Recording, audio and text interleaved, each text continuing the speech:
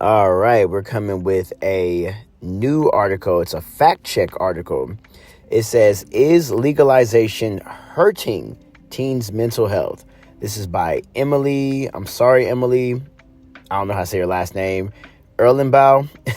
She published this February 5th, 2024. She was responding to a Wall Street Journal piece that was titled, More Teens Who Use Marijuana Are Suffering from Psychosis. And the subtext was, more potent cannabis and more frequent use are contributing to higher rates of psychosis, especially in young people. So this is Emily's rebuttal to this. All right, let's begin. If you read this January 10th Wall Street Journal piece, you might conclude that a wave of cannabis-induced psychosis among teenagers is sweeping the country. The story highlights research on the correlation between cannabis use and conditions like schizophrenia and bipolar disorder. It suggests access to higher potency cannabis is leading to an ever-increasing rates of psychosis in teens. But the actual data paints a different picture. Population studies of over 63 million people show that rates of psychosis did not go up amid legalization.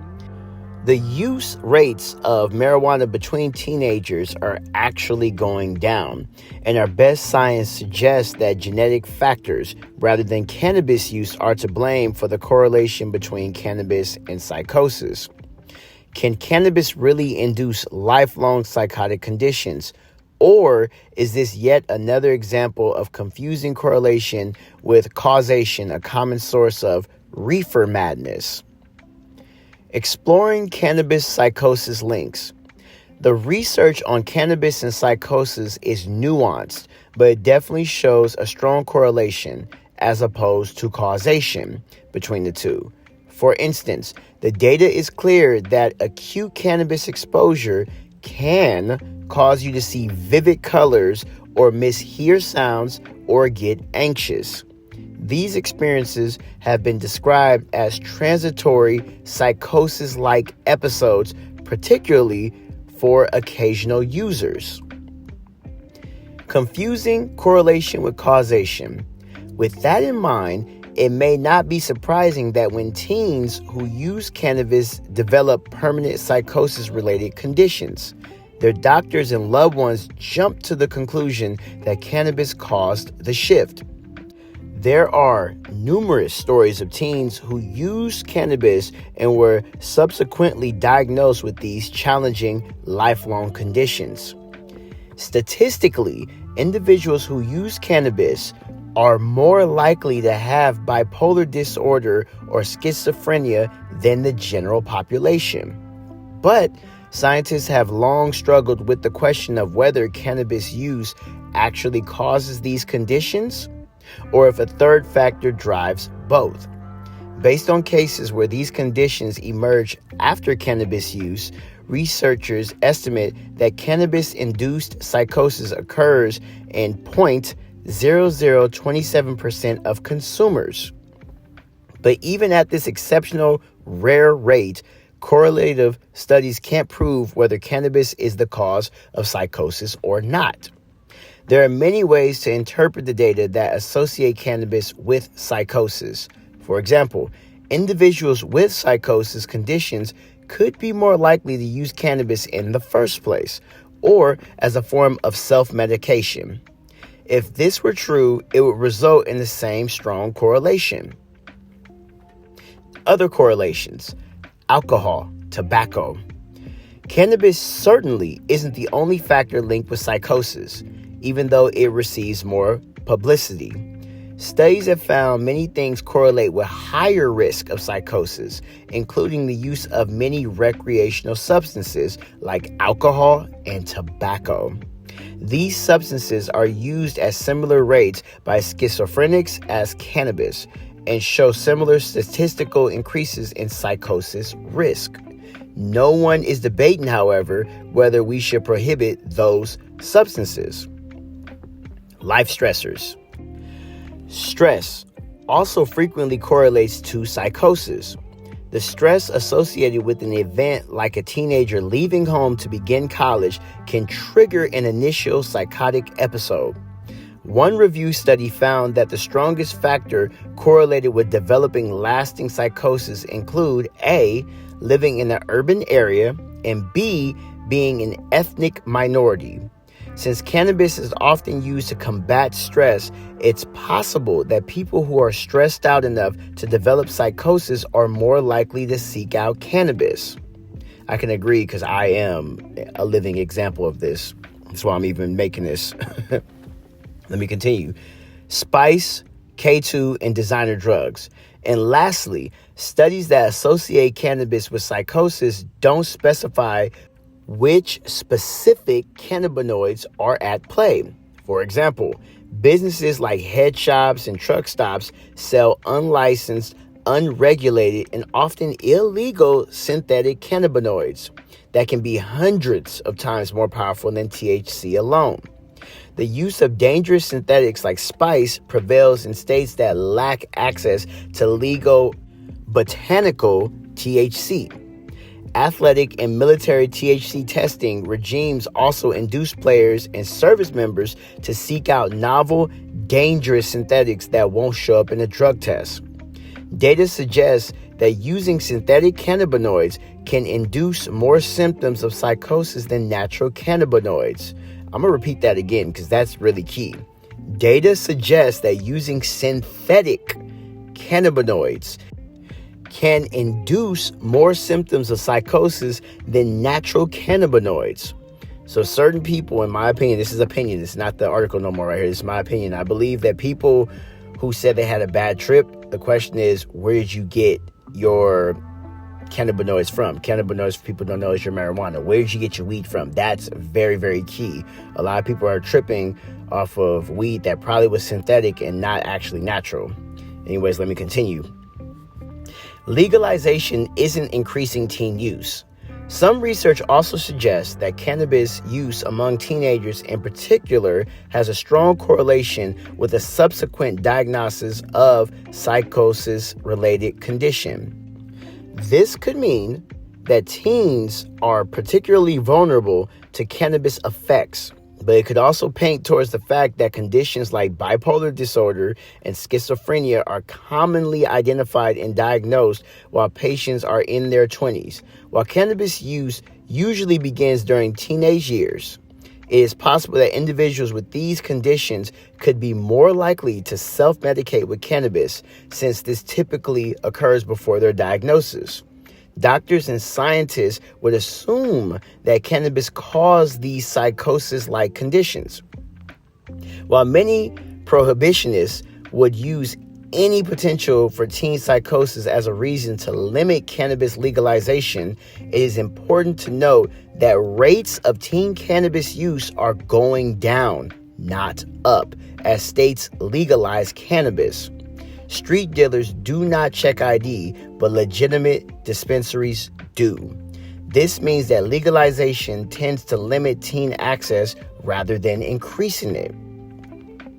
Psychosis rates do not increase with cannabis legalization. Fortunately, scientists dig deeper than simple correlative studies. For instance, they look at the rates of psychosis in places where cannabis is more available. If cannabis prevalence causes psychosis, it would follow that as cannabis access increases, we would see rising rates of psychosis. While legalization does increase rates of other conditions that are directly triggered by cannabis use, such as cannabinoid hyperemesis syndrome, the studies that examine psychosis rates have had very mixed results. The Wall Street Journal article mentioned earlier in this article cites a small Danish study that examined data collected from 6,788 people in 11 locations throughout Europe and Brazil. None had access to tested legal cannabis. Oh, that's key. While it did find a link between access to high-potency cannabis and psychosis, a much larger U.S. study involving 63 million people found that access to medical or recreational cannabis had no effect on psychosis rates at all. If we're seeing a dramatic wave of teen psychosis in the U.S., as suggested in the recent Wall Street Journal piece, that shift should be reflected in this large-scale population study.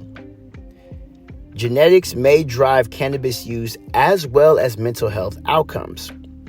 Psychosis rates haven't skyrocketed with the recent increase in legal cannabis access. So why do we see any correlation between the two? Beyond the possibilities suggested above, genetics may play a key role.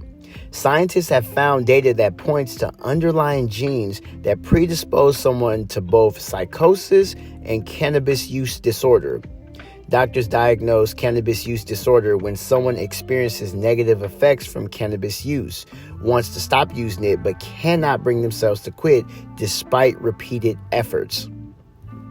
Research reviews have found that an individual who has genetics correlated with cannabis use disorder may be more likely to develop schizophrenia whether or not they actually ever used cannabis. This suggests that genetics, rather than cannabis, is to blame. One of the best designed studies just came out. In January, researchers published a rare study of more than 4,000 identical twins over time. One twin used weed while the other didn't, and researchers tracked them for 27 years. Weed use did not predict mental health outcomes. There is a big takeaway here. If you have a family history of mental illness and are increasing your cannabis use, you might want to reevaluate your habits. The data also supports maintaining 21 as the legal appropriate age for cannabis consumption. That's typically towards the back end of when congenital mental illness may crop up in an individual.